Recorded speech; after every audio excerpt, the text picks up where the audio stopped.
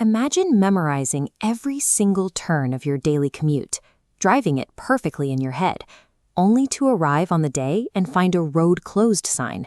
You're stuck. That same frustration often happens when students prepare for selective school writing exams. They prepare for one specific path, but the exam presents a different one. Students are often told they must master a massive list of individual formats: diaries, newspaper reports, blogs, speeches, and advice sheets. The problem is that if the exam prompt introduces a surprise topic or a different audience, a rigid pre-prepared template can't easily change to fit.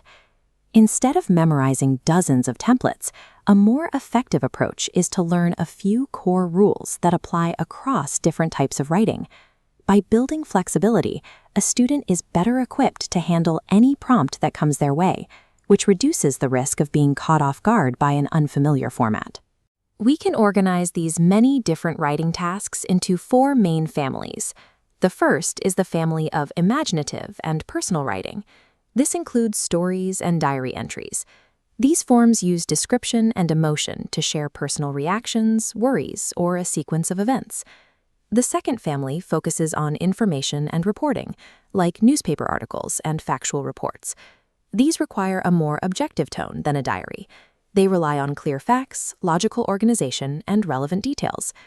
Then we have persuasive writing, which groups together opinion essays, speeches, and advertisements. The goal here is to influence the reader, often by taking a clear position and ending with a suggestion for what to do next. The fourth family is for functional writing, covering formats like emails, reviews, and advice sheets. These require the writer to think carefully about the reader. For instance, an email to a principal will sound very different from a blog post written for other children. Categorizing tasks into these 4 groups makes a long list of formats feel much more manageable. Understanding the families is the first step, but when a student sees a new prompt for the first time, they need a way to break it down before they start writing. There are 3 questions a student can ask to find their direction. The first is, who is the audience? Identifying the reader tells the student whether to use formal language or a more casual tone.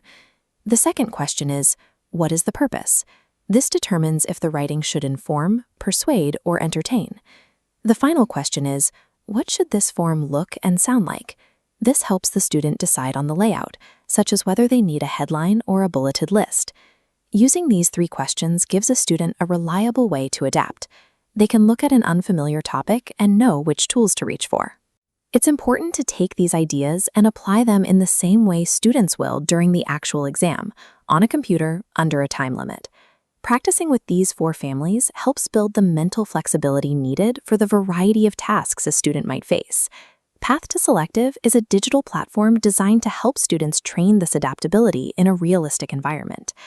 After submitting a task, students receive feedback on whether they successfully matched their writing to the intended audience, purpose, and form. True readiness comes from being able to think through a problem and adapts to the challenge, rather than trying to fit a pre-written story into a prompt where it doesn't belong. To help your child develop their independent writing skills, start practicing at www.pathtoselective.com.